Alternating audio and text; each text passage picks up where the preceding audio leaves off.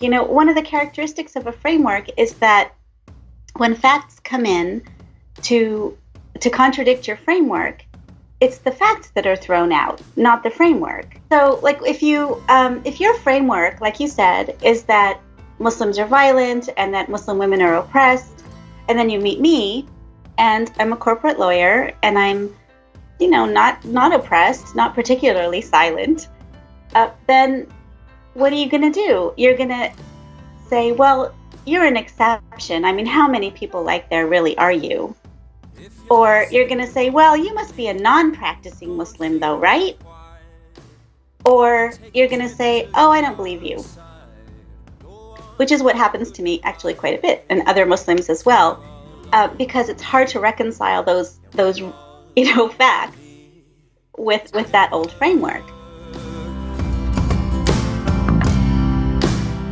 I want to see your sadness. I want to share. The Deconstructionist podcast is produced by Nicholas Rowe at the National Audio Preservation Society Recording Studio in Newark, Ohio. Follow us on social media at www.thedeconstructionist.com, on Facebook at Deconstructionist Podcast, Twitter at DeconstructCast, and Instagram at Deconstructionist Podcast. If listening to this podcast has benefited you in any way, consider making a donation. The donate link is in the show notes, or you can visit our website and click the donate tab.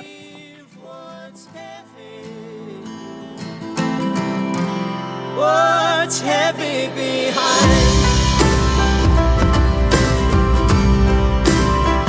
If your face is down, but take a look around. Do your fingers move? Do your lungs inflate? Welcome back to the Deconstructionist podcast, everybody. John, I tried to catch you laughing again, but you held it in. I know. It's always good to start off with a Williamson laugh. You do that to me every time. Every time. And you know what? It always works. It's a thing we do. This is going to be the start of something beautiful, is it not? Oh my gosh. I mean, dude, can I brag on you a little bit?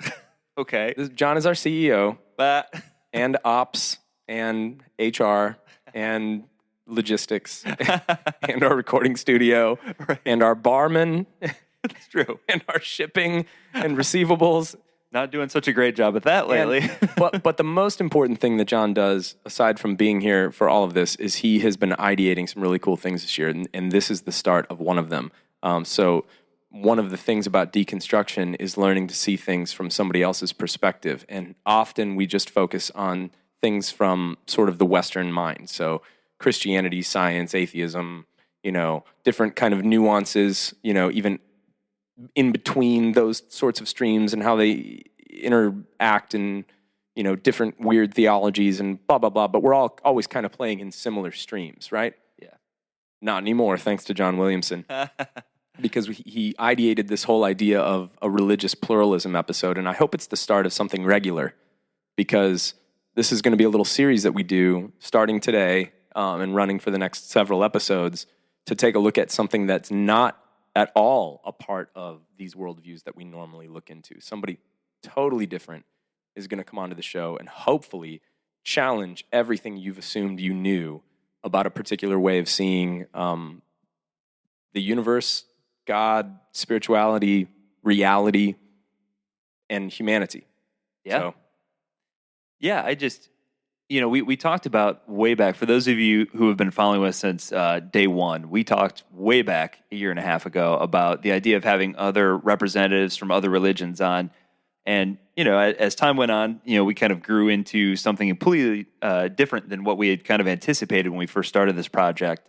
But that was always an idea that was still kind of in the back of our brains, something that we wanted to kind of engage conversation in and hopefully, kind of dispel some misnomers, some fallacies about other religions other than our own, and kind of expose our own ignorance to a lot of this. Because I'll be honest, I learned a ton. Having these conversations and taking some courses through school, and just trying to figure out what I didn't know, which was a lot. Yep. So this particular episode, for a lot of people, should be, I think, fairly illuminating. I think one of the religions that's been so prevalent in the news and in our minds and in societies lately, especially in America, in the United States, is Islam. And obviously, there's a lot of negative connotations that have been kind of attached to that religion for a long time. Yeah, I mean, just even in just pop culture, like you don't realize it, but like everything from let's just call it even just a Middle Eastern sort of kind of standpoint has been. If you have white skin or you live in America or and you've watched TV, 70s and 80s, you don't realize how much negative perception you have been introduced to. Yeah. Until you actually talk to somebody like we just did today, and you're like, "Oh my gosh, yeah, crap." and how we tend to generalize and just kind of lump, one religion on a whole host of different countries that So like anybody that's from the Middle East, I mean, how many times have you overheard a conversation or whatever, people just talking about, oh, they're probably all Muslims or whatever, right? Having no concept of the geography and the history and that sort of thing. So I think for me, this was a really I really thoroughly enjoyed this conversation, and it taught me a ton. It taught me how much I know incorrectly, yes, and what I don't know. Right. Yeah. Again, it just comes back to like having some humility and going, maybe I just shouldn't talk right now. Yeah. And ultimately, at the end of the day, that when we look at especially Islam and looking at the negative aspects of the religion, as there are with any religion, we really need to be careful when we start to have these moments of overgeneralization. Right. Which we all want to do. Not all Christians are the Westboro Baptist type Christians, right? Right.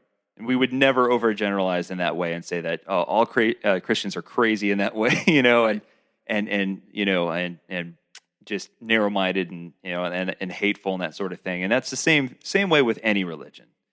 And so if we can do anything, we're not trying to sit here and say like, I don't know.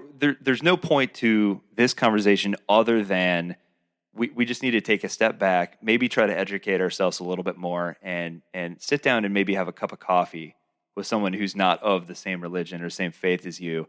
And half the time we really believe conversation with those who live in your community who may not look, dress, or act like you or believe like you is half the battle, Totally agree, man. We can kickstart some dialogue. That is the only agenda that we have over the course of the next few weeks. Love it. So our guest this week, I guess we should probably say who it is. Yeah. Give us a little backstory here. That was a good little series intro. Oh, thank you.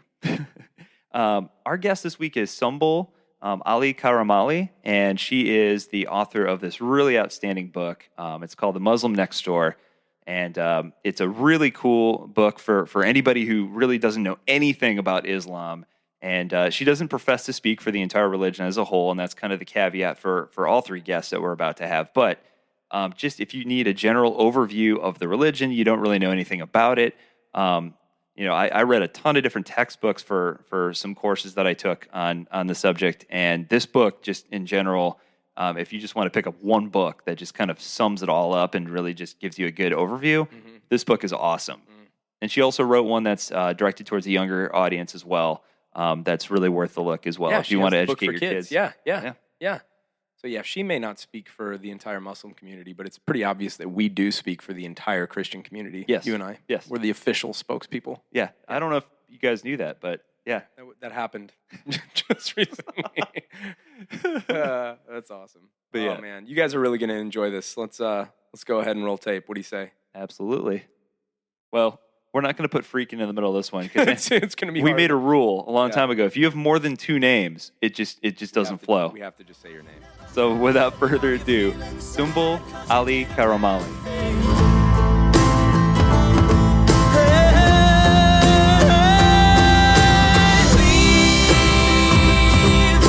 What's heavy behind? Please All right, well, we have here Sumbul Ali-Karamali, and we just could not be more excited to welcome you with a hearty hello, and thank you for being with us here on the Deconstructionist podcast today. Well, thank you. I'm excited too. Thank you for having me. Well, this is a series that we've wanted to do for a long time. We tried to make it happen last year in 2016, but those of us who have been following us for a long time, realized that last year got pretty busy. So, and I think this series will be definitely a lot more educational this year. So we brought you on for a specific reason, and it is to talk and have a conversation about Islam. Mm-hmm. But before we do that, you have a pretty impressive resume. You got your BA from Stanford, your JD from the University of California, Davis, and you have a graduate degree in Islamic law from the University of London. Yes. So for those who don't know exactly what a degree in Islamic law is, what is it and what drove you into that field? Oh, okay. So I grew up actually in Los Angeles, and I grew up at a time where there are actually not that many Muslims around me, at least in the neighborhood that I was living. It was pretty white and middle class, and none of my friends had ever come across a Muslim. None of my teachers had ever come across a Muslim. So I grew up answering a lot of questions.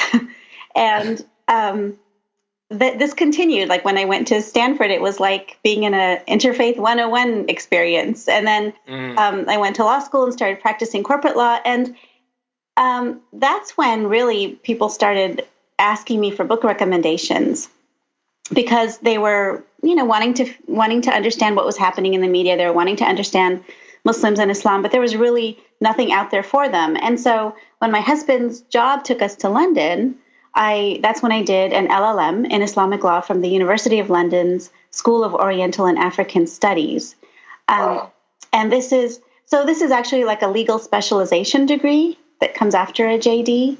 And in Islamic law, so I'm not a cleric. This is not a religious degree. It's an academic degree in Islam and Islamic law, which itself, by the way, Islamic law in itself is kind of a misnomer because it implies law the way we have law in the U.S. And really it's more religious guidelines. Okay. Wow. That's really interesting. That's so interesting.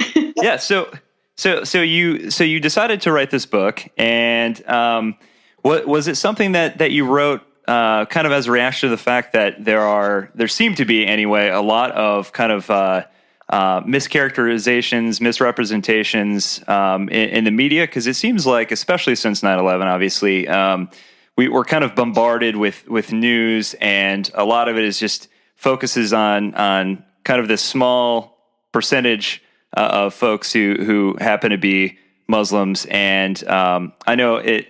For me, I just started, I think I told you before we started recording, I just started taking a class on major religions in the world. And I think for me, it was very, very eye-opening. There are a lot of things that I thought I knew, a lot of things that I just didn't know at all.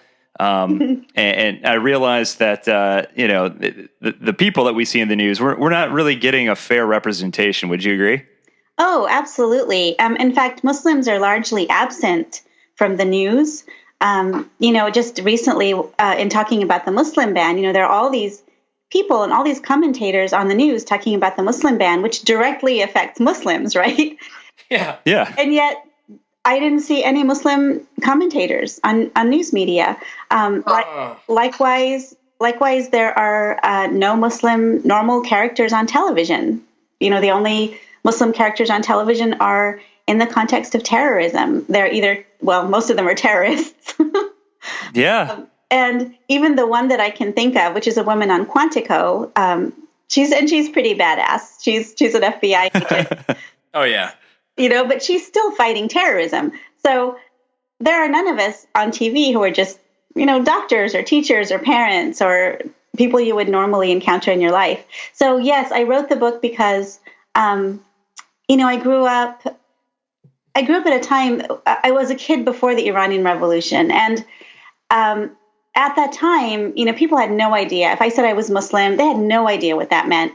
And, they tended to ask me how many gods I believed in. And If I said I was Indian, they asked me if I painted my face. So it was just a different time. By the way, in my class at Stanford, out of 1,500 in my class, I think there were only 4.5 Indians. Whoa! Wow. One was half Japanese. But anyway, so before the Iranian Revolution, really there was. I mean, people were not informed about Islam, but there wasn't so much hostility either. The Iranian Revolution really changed things because for a lot of people, it was their first conscious sort of knowledge of Muslims and Islam. And it wasn't a good impression because here was this dude, he had a turban, he was angry, he was saying death to America, he was Iranian and clearly Muslim. And that is really what changed coverage, I think, in the media. Things that used to be covered as political conflicts or socioeconomic situations started to become always characterized as religious conflicts. And so even before 9/11, there was this increasing framing of Muslims in the negative. So, and then 9/11, of course, made things worse. But even right after 9/11, the number of Americans who viewed Muslims negatively was less than it is now.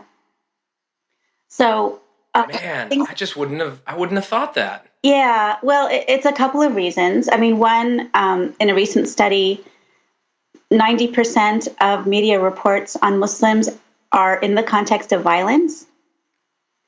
So, so of course you're going to conflate the two. Like, it would be hard not to conflate Muslims and violence if that's the only context that you heard about them in. So that's one problem. The other problem is that there is an Islamophobia industry in this country whose job it is to dump misinformation into the media. And this has been well documented by reports by the Center for American Progress, by the Institute of Race Relations in London. So that has been another factor, unfortunately.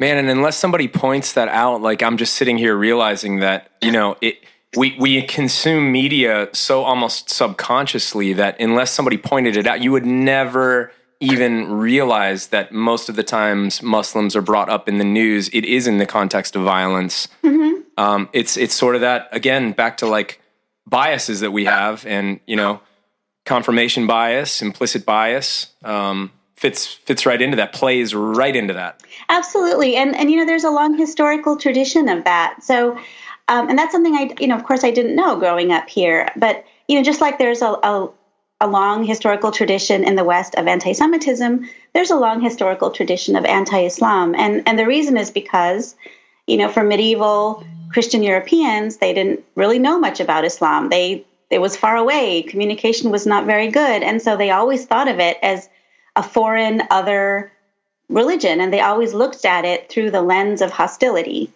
And that still permeates our culture and our media and our movies and our television. So Jack Shaheen is a professor who looked at over 1,000 movies, American movies, with at least one Arab or Muslim character in them. And he found, unsurprisingly, that 94% had negative stereotypes. So it really permeates our entire culture. And so, like you said, confirmation bias, when you hear something negative about a Muslim, then it's confirmation that, Muslims are bad or Islam is bad. If you hear positive things about Muslims, you tend to ignore them. Or the other thing is that, for example, the media really ignores Muslim victims. So there have been, in the last 6 or 7 years, the drone wars have seriously expanded. And yet in the media, we hear very little about the victims of those wars. Physicians for Social Responsibility just came out with a report. And what they say is that the U.S.'s war on terror in the last 15 years has caused as many as 2 million Muslim civilian deaths. Good Lord. And that's as compared to 94 American deaths from Muslim terrorism. Man. So there's a huge difference. And so, but, again, that has not been in the media, right? So the media tends to inflate what we already think, which is that Muslims are bad, Muslims are terrorists, and pretty much ignores Muslim victims and positive things about Muslims and Islam. So it's very difficult to sort of overcome those frames. The other interesting thing to kind of go along with what you're saying is there seemed to have been very little, if any, coverage in regards to, for example, like the San Bernardino shootings or even 9/11, in regards to thousands upon thousands of Muslim leaders around the world denouncing those terrorist attacks. We didn't hear much about that. Oh, thank you for saying that. Yes, that's true. In fact, when I do public speaking, sometimes I'm asked, why don't Muslims condemn terrorism? And I just say, all you have to do is Google Muslims condemn. Yes, they do all the time. There are tens of thousands of statements. So, but I'll tell you, it's hard to overcome media frames. I mean, I've only been on CNN twice because often when the producers call me, I don't say what they want me to say, and so they don't put me on the air. And so the media is always, they tend to look for a particular point of view. And usually, well, I would say very often, it's two extreme points of view. Yeah, because that sells Camrys. Mm-hmm, yeah, exactly. So I wrote my book because I really wanted to, I wanted to answer some of the questions that people asked me, which was not the stuff in the media. I mean, the things that people asked me were, like, what do you do when you pray? And how are you different? And why do you fast? And, what do you do as a Muslim? What makes you Muslim? So those were the kinds of things that I wanted to answer because, we weren't taught world religions in school until pretty recently. And so people don't have a very good idea of what Muslims believe and what Islam actually says. And that makes it really easy for the haters to fool them. Yeah. Well, I would really want to get into to your book and to really talking about kind of some of the misnomers of the religion. But before we do that, I think it would be really interesting to talk very quickly about kind of the difference and making the distinction between a particular religion and perversions of that particular religion. And for Christians, we often forget,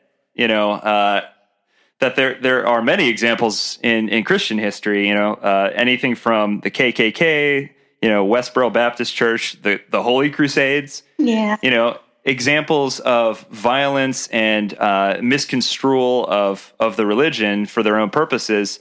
So maybe if you could just take a moment to talk about extremist groups that claim Islam and how they're different from the mainstream religion, because they very much are.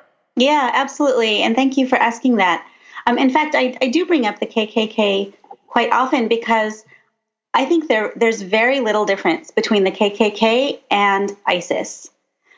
They're both extremist groups that use religious texts in order to further their own agendas. Yes. And the only reason that ISIS is successful and the KKK isn't is that ISIS operates in a failed state. So if ISIS operated in a place where the government was strong and where the rule of law was strong, they wouldn't have been nearly as successful as they have been. So, for example, Lydia Wilson at Oxford interviewed ISIS fighters, and she asked them, she talked about why they were doing what they were doing, and basically she found that a lot of them were fighting for ISIS because ISIS paid them. They didn't really know very much about religion. They weren't there for the religion. They were there because they needed to provide for their families. And after the U.S. invasion of Iraq and the installation of the right-wing Shia government there, Sunnis have had a difficult time. Wow. So, in fact, it was, well, according to some people, it was Iraqi security forces firing at an unarmed Sunni protest that was really the catalyst for the formation of ISIS. And a lot of ISIS commanders are people who used to be in Saddam Hussein's government. So, I think where there's chaos, there's always going to be people who try to grab power for themselves, and that's what's happened with ISIS. they're not. It's very easy to say, oh, it's because they're Muslim, they're motivated by religion. They're motivated by power. Religion is a justification. And I think, I think like you were saying, this is always the case. I mean, people want power, they want territory, and they use religion as a justification. So Mark Sageman is a former consultant with the CIA, and he has shown, and he says repeatedly that these people are acting from political grievances and not religious motivations. Robert Pape, who was at the University of Chicago, did a 25-year study where he showed that suicide attackers are acting because they want to dislodge occupying powers from land they see as their homeland. They're not acting out of religious motivations. In fact, I don't know if you knew, there were two British men who were apprehended. They were going to try to join ISIS. And they were apprehended before they could do that. And they looked at the last two books that they had ordered from Amazon. And the last two books were Islam for Dummies and Quran for Dummies. Oh, my gosh. There you go. Yeah. So clearly, they were not going out of some sort of religious motivation. The other thing, too, is that even if there was a religious motivation in ISIS members or Al-Qaeda or whoever, these extremists, terrorism has always been prohibited in Islam from the very beginning, over 1,000 years ago. So terrorism as defined as the clandestine use of force has always been prohibited, and there were severe penalties for it. In Islam, under Islamic law, killing of civilians is prohibited. Arbitrarily destroying property is prohibited. Poisoning the water supply is prohibited. Killing the elderly or children is prohibited. Killing anyone who is taking refuge in holy buildings is prohibited. So the rules of war in Islam are very, very strict. And I would say maybe even stricter than our modern rules of warfare. So even if you do have a jihad, or even if you do have, a religious motivation, you cannot do those things. You cannot kill civilians. You cannot commit terrorism. And that's really clear in Islam. It's established. Lost in the past and what's next, keeping me from loving how I know best. From a place of presence, remember when we parked in your mother's car, on the bridge over the river, lost inside a moment. There are so many misconceptions, and for a 45-minute to an hour long conversation, there's just we would need a series that would go on much, much longer. But a lot of what we're talking about and a lot of what you do and what your book is about is doing your best to clear up misconceptions. And misconceptions of your spiritual tradition seem to, a lot like many spiritual traditions, be largely attributed mainly to a loud, more visible for whatever reason, be it media or whatever, minority that are, almost for lack of a better phrase, like ruining it for everybody else. I'm thinking in your book of even the situation of the man on the bus when you were in Istanbul. Yeah. And just that little, these little misconceptions and the loud minority kind of giving people the wrong idea. I think this is something that most worldviews, religions, spiritualities, traditions have in common, that the misconceptions come from a small but loud minority. Would you agree? Do you have some thoughts on that? Well, I do agree with that. I think also, though, it's our fixation on that minority. So, for example, yes, there's been a lot of conflict in the Middle East, but there's been decades of violent conflict in Latin America, and yet that has never been portrayed as Christian violence.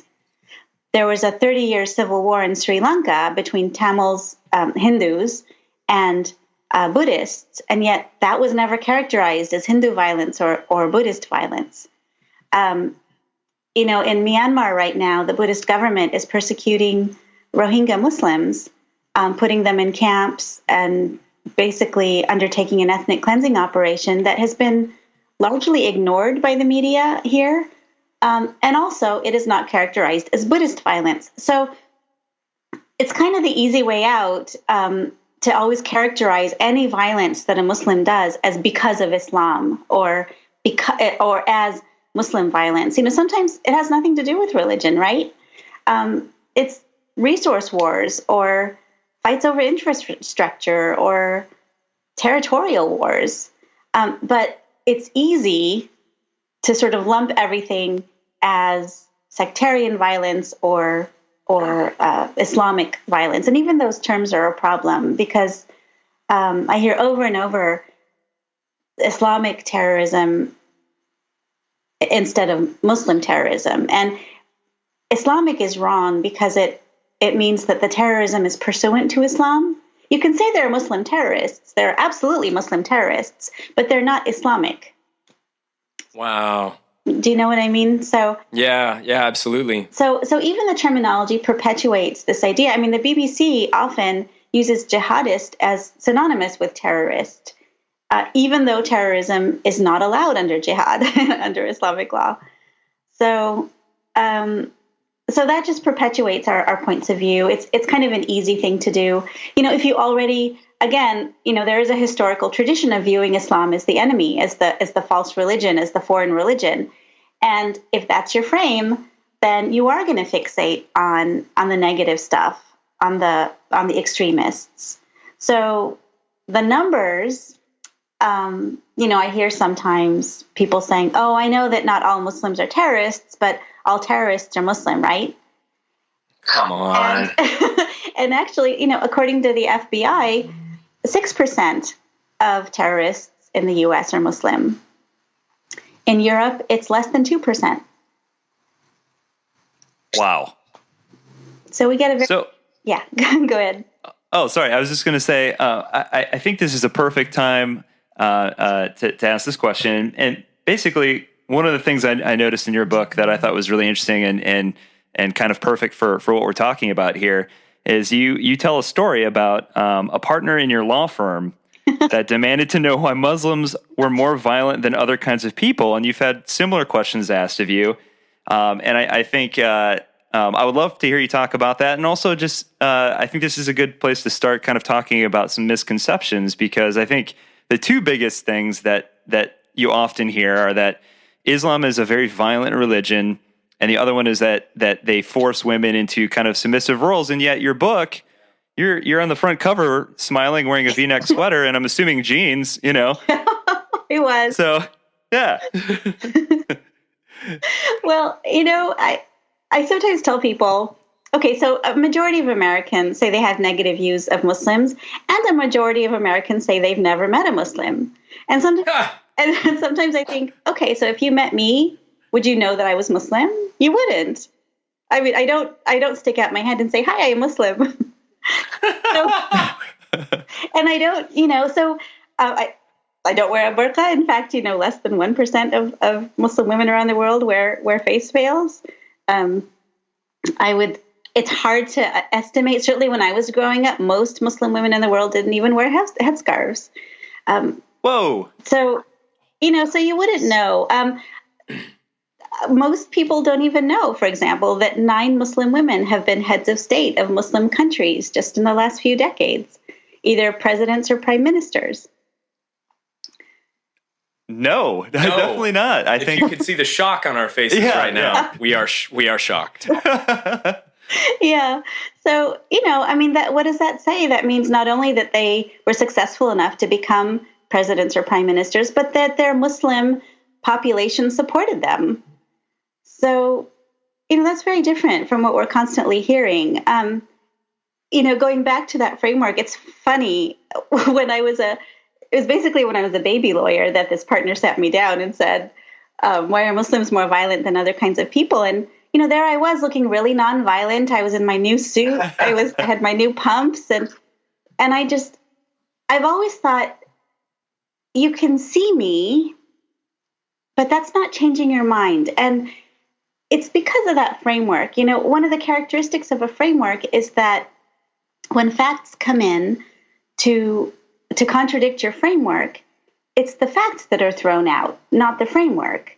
Yeah. Yeah. So, like, if your framework, like you said, is that Muslims are violent and that Muslim women are oppressed, and then you meet me, and I'm a corporate lawyer, and I'm, not oppressed, not particularly silent, then what are you going to do? You're going to say, well, you're an exception. I mean, how many people like there really are you?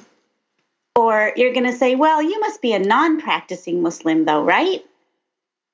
Or you're going to say, oh, I don't believe you, which is what happens to me actually quite a bit, and other Muslims as well, because it's hard to reconcile those facts with that old framework.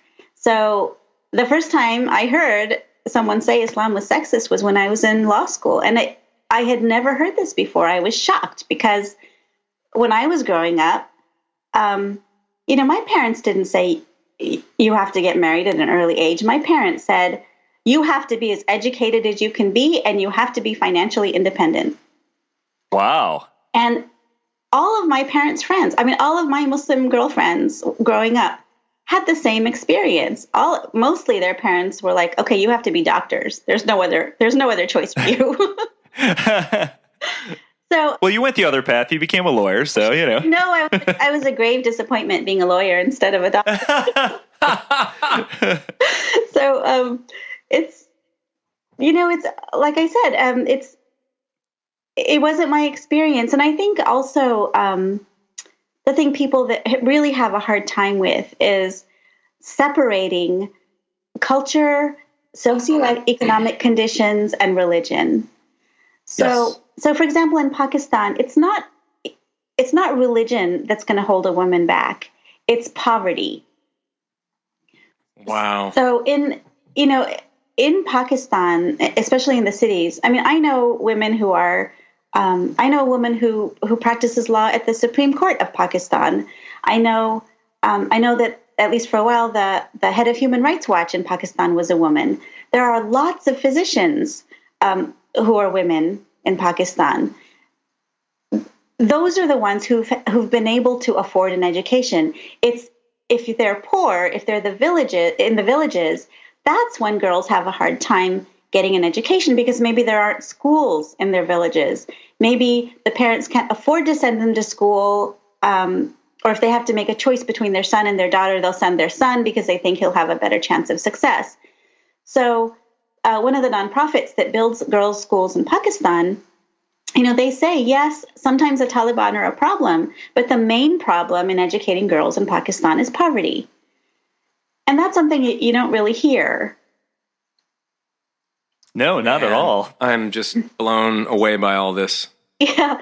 So, and even in, also the other thing we always hear about is Saudi Arabia, right? Because I have to tell you, I was speaking to a 6th grade class, and this one kid raised his hand, and he said, I thought Muslim women were all covered up and couldn't go anywhere without their husbands or fathers and couldn't drive. So how did you get here? Oh, wow. Wow. He was 11. And I said, my camel. I took my camel. Of course. But no, and then I said, well, you're thinking of Saudi women.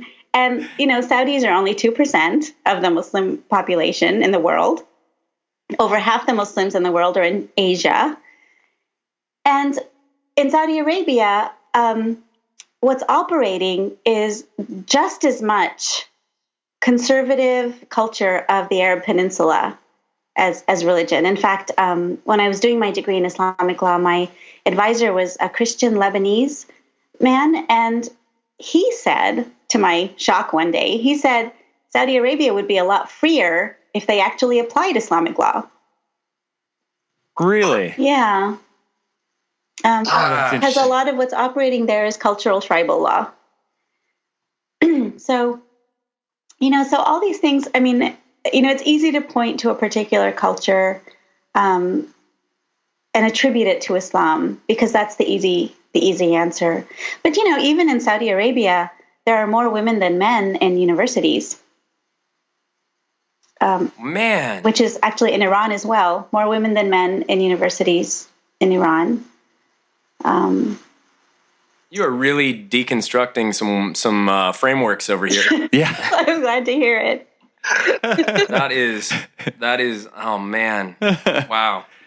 Oh my gosh. I love it. Yeah, and So I'm not trying to whitewash. So I'm not saying that there aren't some women who are not doing well. But what I'm saying is that it's not Islam that's keeping them back. It's culture, it's poverty, it's politics, it's socioeconomics. As I drop my defenses, you start to crack a smile. Are you a blue healer? Well, I've been proud and looking in the mirror that's clouded. The funny thing to me is how often I hear Christians flippantly, American, I don't know if they actually even are Christians, not for me to say, but call themselves Christians and say things like, oh yeah, the violence, oh yeah, the oppression of women, oh yeah, blah, blah, blah, blah, blah. When, they've probably never read the Quran, never met a Muslim, to your point. And I'm sorry, but I know the Christian Bible pretty well, and there is a lot of violence and oppression of women. And it's all about oh yeah, what is your framework? What is your confirmation bias doing and allowing you to do to others unchecked? Because the same thing could be said of the Christian faith. And I think it could be said of any faith, really. These right, exactly. Ancient texts. They're ancient, right? They texts. All these religious texts are from a long, long time ago, when things were very different. And so we can't really compare them in a vacuum, and we can't, point fingers at one and not the other. It was Jesus, right, who said that don't point out the speck in someone else's eye until you attend to the plank in your own. Yes. So, how's that for multi-faith? Hey, I love it. You just rocked that Jesus quote right there. But I think, these are all ancient religious texts. They need to be taken in their contexts. Certainly the Quran was speaking to 7th century men, and in a way that 7th century men primarily would understand. And are there problematic verses? Well, yeah, of course. But like you said, there are in the Bible as well. So absolutely. And one of my favorite Islamic scholars says that a text is only as moral as its reader. Oh, jeez. Wow. Right? So you can always take any text out of context. Certainly, the Islam haters will cherry pick and take verses out of not only their historical context, but also their intertextual context. So, for example, sometimes you hear people saying, "Oh, the Quran says that, slay people who are not Muslims, or slay." It doesn't really use infidels, but slay the infidels or whatever. There are all these violent verses, but what they don't point out is that almost after nearly every violent verse, there's a verse that says, "But do not attack them unless they attack you first." Wow. Or, "But do not aggress, because God loves not the aggressor." Or, kill them if they whatever, but if they cease to fight, you must also cease to fight. So if you take it intertextually, as Islamic scholars have done for over 1,000 years, then you see that war or violence in the Quran is allowed only in self-defense, because there are so many verses that say, "But do not attack them unless they attack you first." And so jihad, even though it's been so appropriated by everybody in the public discourse right now, but jihad is a very specific meaning. And can I talk about jihad, actually, you guys? It's funny. That was my next question. Please just keep talking. We definitely have. This was one of the first concepts that popped up when I took this course, was the fact that jihad means something very different than the way it's been portrayed. And I would love for you to talk about that and how the 5 pillars of Islam, the tenets of the belief system, it's not even one of the 5 pillars. Am I correct in that? You're absolutely correct. You're absolutely correct. In fact, the 5 pillars are, briefly, the Declaration of Faith, which is just the belief that there is only one God, or actually I like to say there's nothing worthy of worship except God, and Muhammad is the prophet of God. Muhammad is the messenger of God. That's the Declaration of Faith. And then the other 4 pillars are fasting, prayer, donation to charity, and pilgrimage to Mecca once in your lifetime. So there's no violent war stuff in there at all. That's crazy. There is. Where's the part about the suicide bombing? Yeah. That's not in there? No. No, there isn't. So, jihad, this word jihad, I didn't even know this word jihad growing up Muslim. I didn't know it until I think my 9th grade social studies teacher said it to me. No kidding. And Wow. in my social studies class, and I was like, what are you talking about? Unbelievable. And I think he had heard it because of the Iranian Revolution, like all the media reports in the Iranian Revolution. And I didn't really learn about it even then, because it's just not something we grow up learning about. I mean, Muslims, when we grow up like anybody else. I mean, you're taught don't lie, don't cheat, don't steal. We're taught how to pray. We're taught to fast during Ramadan. And that's about it. So, wow. I mean, not very different from other people, in other words. And we don't eat pork or drink alcohol. But I'm vegetarian now, so it's moot anyway. But anyway, so jihad,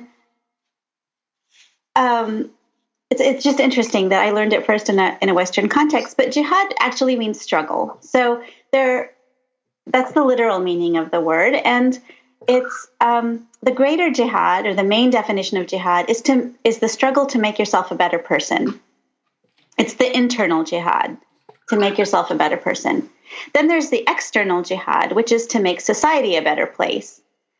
And there are a number of different ways that you can have an external jihad. So you can have jihad by the word, which is using your words to make society a better place, like writing to your Congress people, writing letters to the editor. There's jihad by the hands, which is doing good works to make society a better place, like volunteering at a soup kitchen. That would be jihad by the hands. And then there's jihad by the sword, which for over 1,000 years has been defined as taking up arms in self-defense or to overthrow an oppressor. And it has to be an immediate oppression. So you can't say, well, the Spaniards threw at the Muslims in 1492, so we're going to go have a jihad to overthrow them now. You can't do that. It has to be an immediate oppression. And in fact, in India, under British colonization, there was this question, like, could Indian Muslims declare a jihad to overthrow the British colonizers? And Indian Muslim scholars actually said no, even though they were colonized. They said no, because the British are not directly preventing you from practicing your religion. That doesn't count as an oppression, and so you can't overthrow them. Wow. Yeah. So I want to go back to, because again, you mentioned there's 2 different types of jihad, the outer and the inner, or the greater jihad. One of the things I'd love for you to point out is the if we could boil down Islam to one single belief, and correct me again if I'm way off on this, but it's submission to God in a way that you are acknowledging that you can do nothing without God. Is that kind of a fair boiled down assessment? I think that's pretty fair. I mean, Islam means, so Islam comes from the same root as salam, which is peace. So Islam actually means peace through the submission of to God. Peace. Ooh. Like peace to your soul through the submission to God. Oh, that's awesome. So the inner jihad would almost be an inner struggle, especially against our instincts to be selfish and self-serving and that sort of thing. That's right. Absolutely right. It's to rid yourself of wicked impulses. That sounds okay. Yeah. Yeah. We could all do with a little dose of that. Absolutely. Exactly. And, the military jihad, even one thing I forgot to say, another requirement for it is that it has to be declared by a leader of all Muslims. We don't have a leader of all Muslims. So. Oh, interesting. Yeah. Yeah. Or at least, the leader of a Islamic State, and no leader of an Islamic State has declared a jihad. So it's not Osama bin Laden. No, it is not Osama bin Laden. Osama bin Laden was not a scholar. He was not an acknowledged scholar. Neither is the head of ISIS. So none of these extremist groups, one, they're not conducting legitimate jihads, and two, even if they were breaking so many rules of jihad that they're classified as murderers. They're not jihadists. They're murderers. Oh, wow. Man. I know we're running short on time here, but there is one additional question I definitely want to make sure I squeezed in. And that is, one of the other things that pops up in the media now and again is this idea of not showing images of the Prophet Muhammad. Mm-hmm. But when I found out the reasoning behind it, I was like, oh, that makes sense. So I wondered if you could kind of expand on that a little bit and tell the listeners, like, what is the purpose behind that? Well, when Islam was born in the 7th century in Arabia, this was in Mecca, in what is now Saudi Arabia, and the primary religion there was paganism, and so most people worshipped idols. And at least at first, Muhammad didn't see himself as preaching a new religion. He saw himself as preaching the religion of Abraham, or the religion of one God.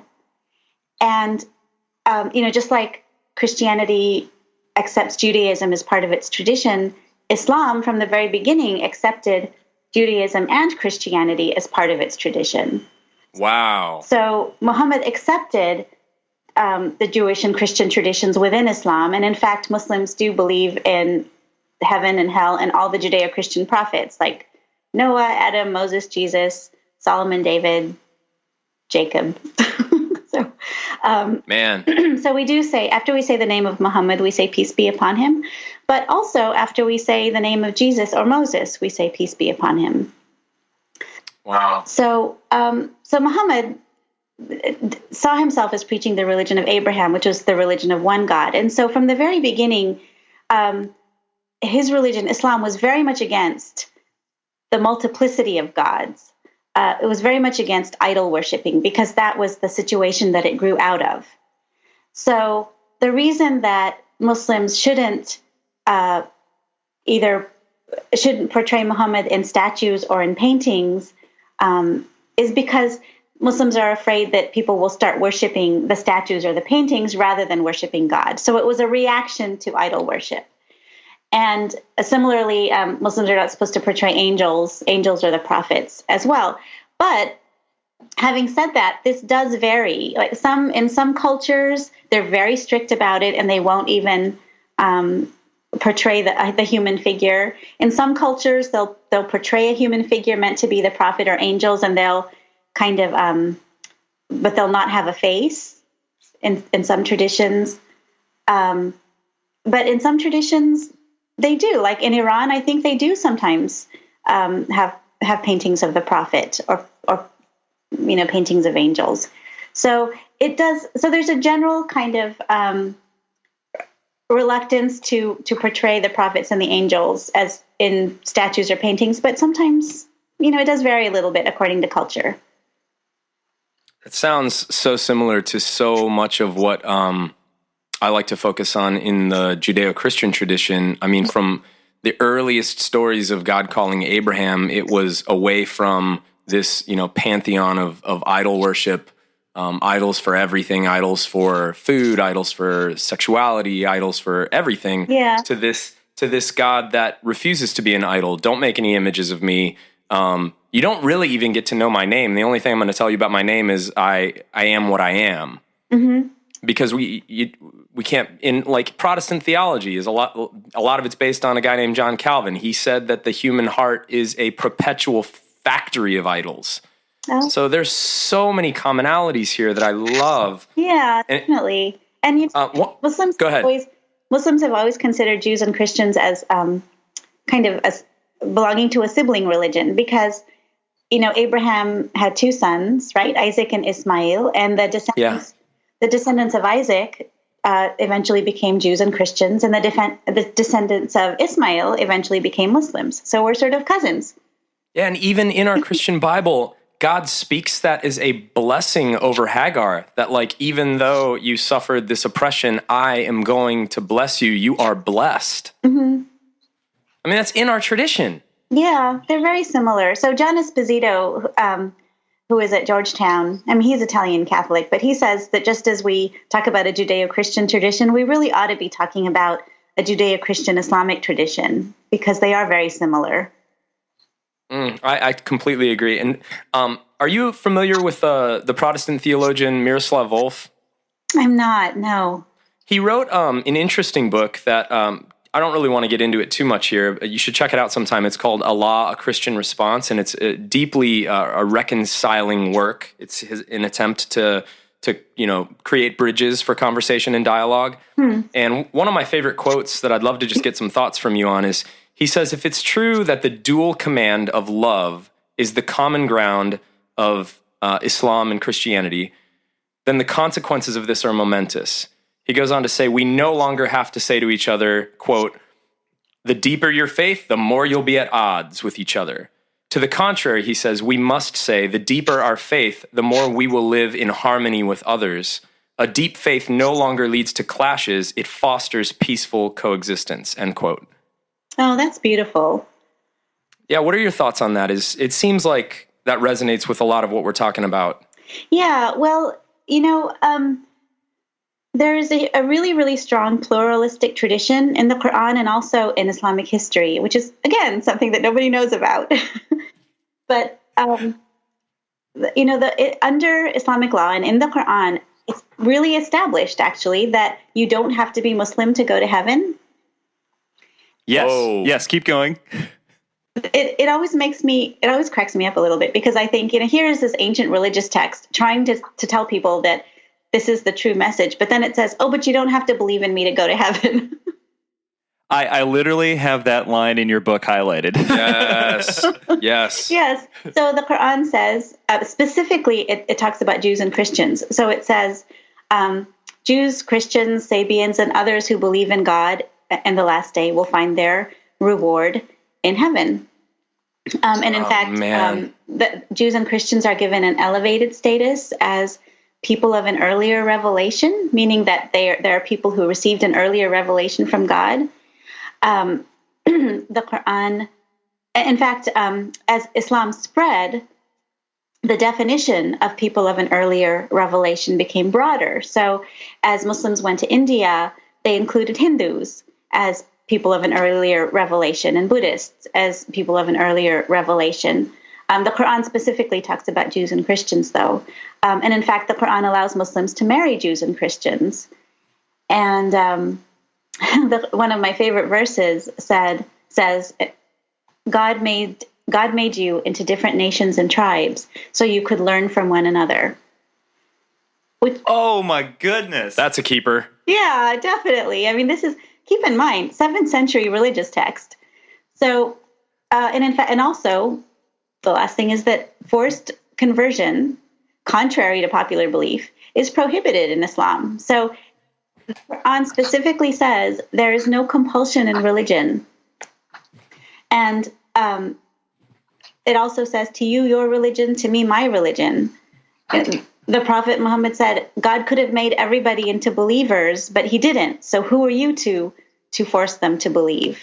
So it's very prohibited. And, I'm not saying that there was never a forced conversion in Islamic history, but definitely there was not a policy of it. So when Islam spread, they did establish Islamic rule, but they didn't convert people at sword point, which is the popular wisdom. And in fact, there's evidence that at the beginning they didn't want to convert people to Islam because they liked being the elite. They liked being the sort of Muslim ruling elite. and oftentimes it took a long time. I mean, in Egypt, it took 400 years for the population to become Muslim. Oh, wow. Wow. So I think so, and also, every Islamic empire was a multi-religious empire.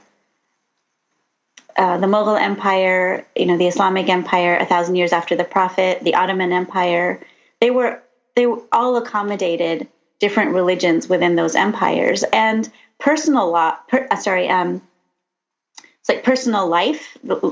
was usually ruled by whatever laws those other religious groups had. So if you were a Jew in the Ottoman Empire, the rules of personal status, like marriage and divorce and inheritance, those were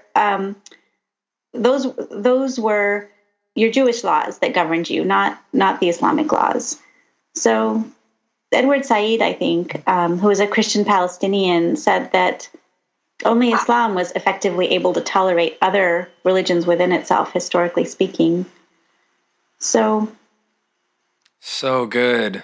Man. Yeah, so there's a history, and it breaks my heart when I see people, like those in ISIS or other people talking about, or like the Wahhabis, for example.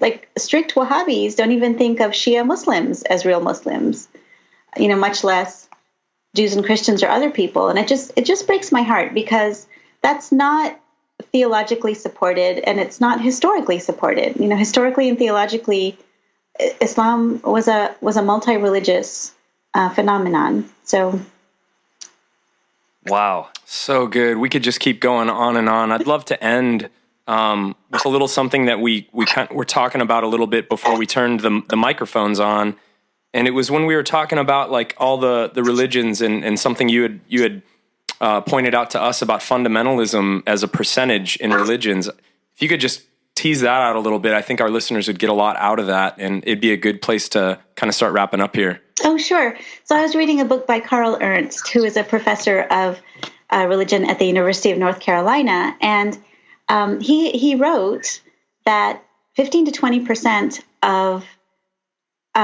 people in every religious group are fundamentalists, if you define fundamentalists as adhering to a rigid black and white ideology. And what struck me as interesting was not that it was 15 to 20%, but that it was the same across all religions. Because if it's the same across all religions, then you're not really talking about religion anymore. You're talking about the human condition, and how 15 to 20% of all human beings are attracted to a rigid black and white ideology. Oh, that is such a mic drop moment right there. There is absolutely nothing we could ask you at this point that will do that justice. So we're just going to let everybody think about that. Yeah. Just think about that. It's been so much fun talking to you too. Oh, you've been a blast. Thank you so much for coming on the show. Before we let you go, though, we definitely highly recommend your book. Everybody needs to get this book. Required reading. Yes. So where is the best place for people to get this book? And you also have a book for children as well, right? I do. So my first book is called The Muslim Next Door, The Quran, the Media, and That Veil Thing. and that's my adult book, and it has a lot of it has more on current events, although current events change day to day, it seems like lately. But that's my first book, and it's the adult book. I do have a book for ages 10 and up, which is called Growing Up Muslim, Understanding the Beliefs and Practices of Islam. And that is appropriate for ages 10 and up, but what I tell people is it's really for any age. And so if you want a quicker read that really doesn't talk about the media and current events, but just talks about Islam, then you can get that one. And Perfect. And they were both, the teen book was fun for me to write because it has recipes, and I talk more about what Muslims eat, for example. Oh, well, we're both foodies, so we can definitely get in on that. Oh my gosh, yeah, absolutely. Yeah, but I just wanted to answer the questions that people ask me as as somebody they know. So hopefully I do. Oh, that's perfect. Well, I can't recommend it enough. I loved it, and I think we could absolutely all do with a little education and like we Adam and I have said time and time again on our podcast. Part of the issue with living in a culture of fear is just the unknowing. And once the unknowing becomes known, then oftentimes that fear dissipates and conversations can start. And we hope that people learn something today a little bit, and we hope they go out and get the book. And we would love to have you back at some point in the future and continue this dialogue. I would love to come back. Thank you so much. Sumbul, you are wonderful. This has been a delight. Well, it's been a blast for me too. Thank you so much.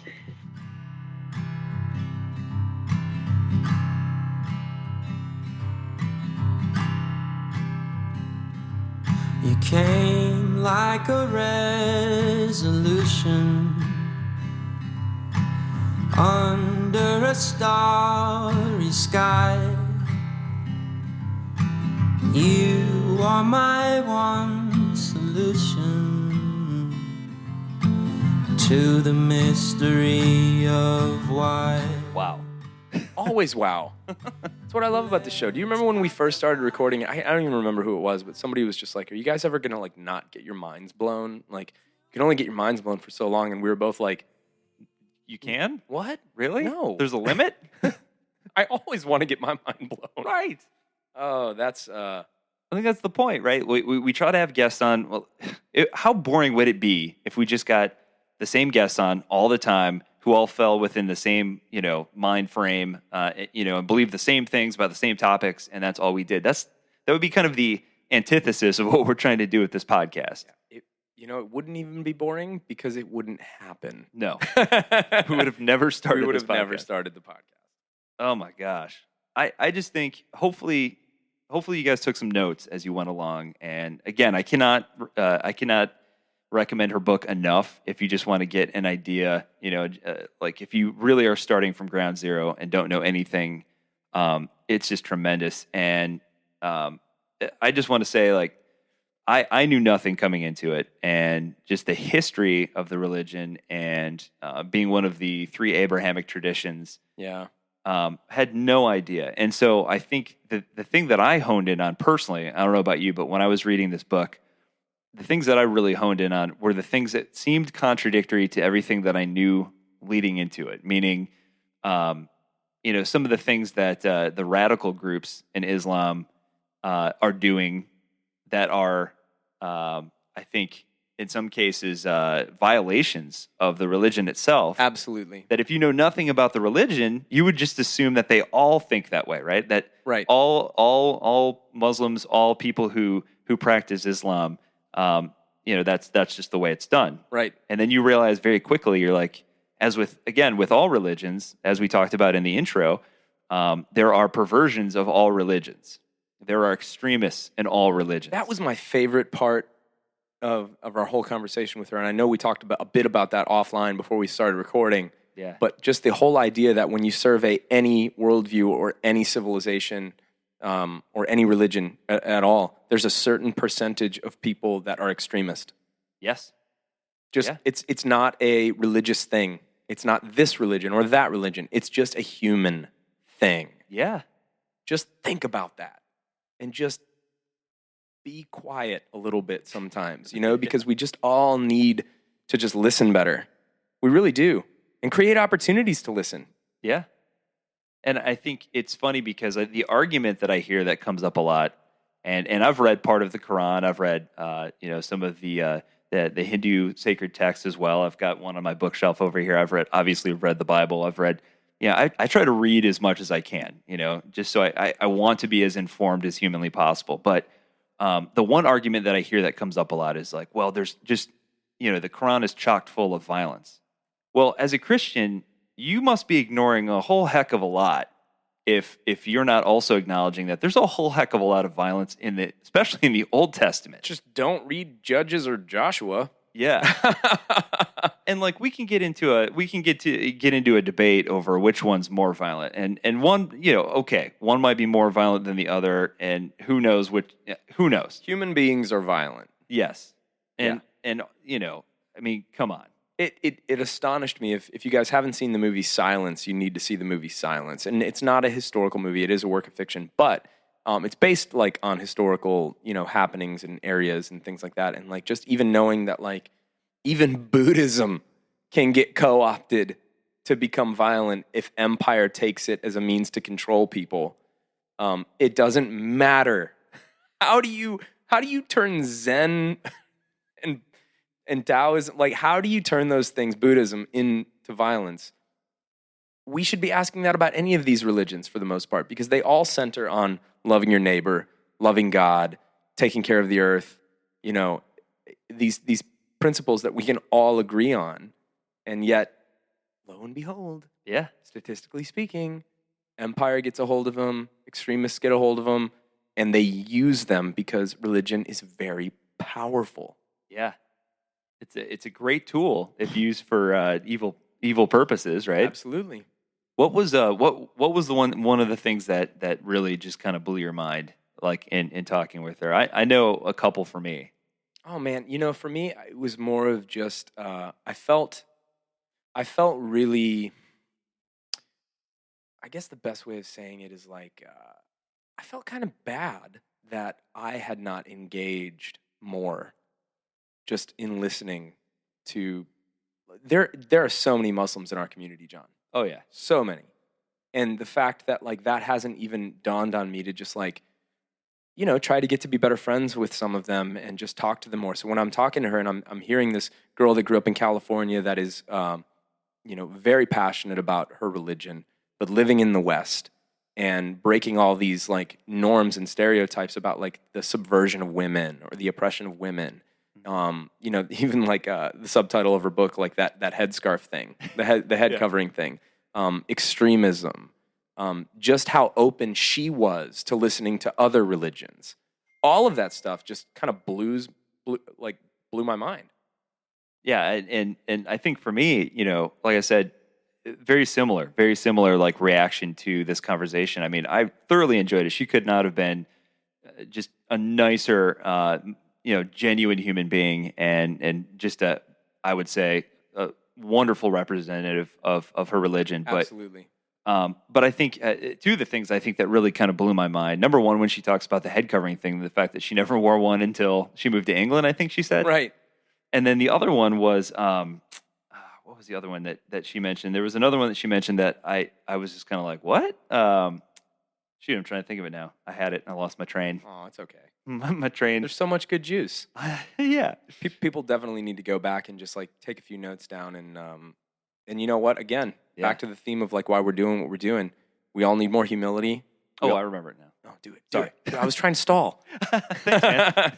The whole concept behind the lack of art and images of Muhammad. That was sweet. How many of us were like, oh, okay, that's a little weird, man. That's a little weird that you can't even draw a picture, and then you look into it, you do some research, like talking to her and reading some other books that I had read in preparation, and it turns out it's just this way of preventing idolatry from seeping into the religion or placing anything on a pedestal over your relationship with the divine.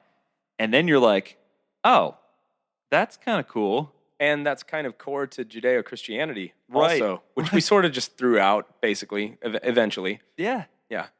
Or like the other one I thought was kind of cool is that it actually says in the Quran that, what do they call it?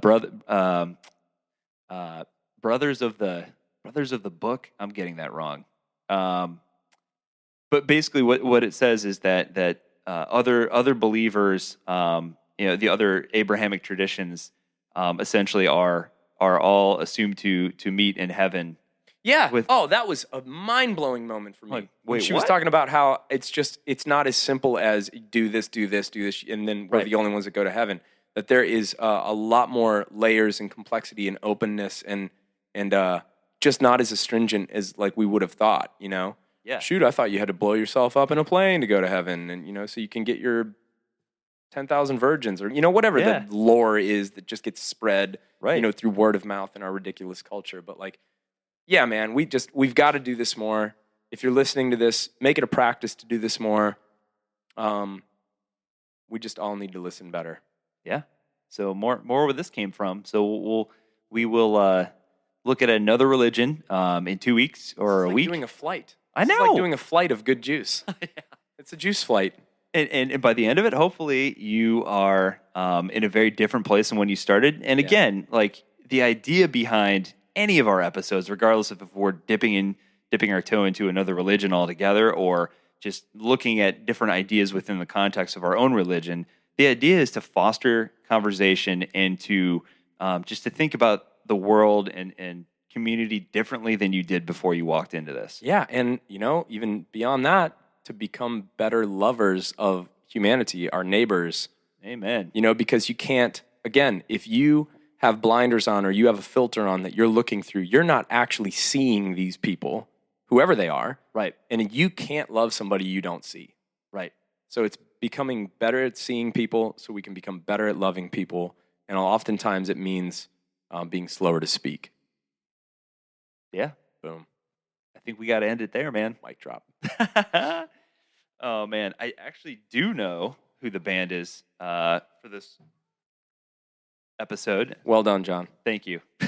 Who do we got here? Oh, man. This week we have Drew Holcomb and the Neighbors. Oh, so good. Yeah. He's on tour. We got them. Yes. Yeah, he's on tour right now. The band is on tour, so go check them out. We'll have all their information in the show notes, so hopefully enjoy the music. And we'll be back next week. Awesome. Well, we love you guys. Thanks for hanging with us. For now, we're your hosts. I'm Adam Narlock. And I'm John Williamson. Keep deconstructing, everybody. I don't want to have feet of stone. I want to follow this river of life where it will have me go. I don't want to have feet of stone. I don't want to have a dagger tongue. I don't want to have a dagger tongue. I don't want my words to be a weapon but a healing balm. I don't want to have a dagger tongue. I don't want to have a heavy mind. I don't want to have a heavy mind.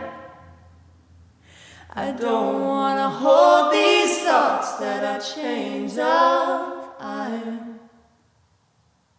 I don't want to have a heavy mind.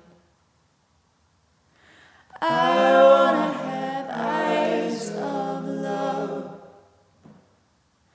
I want to have eyes of love.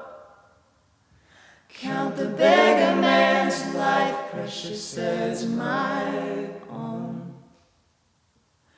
Offer my back for my brother's load.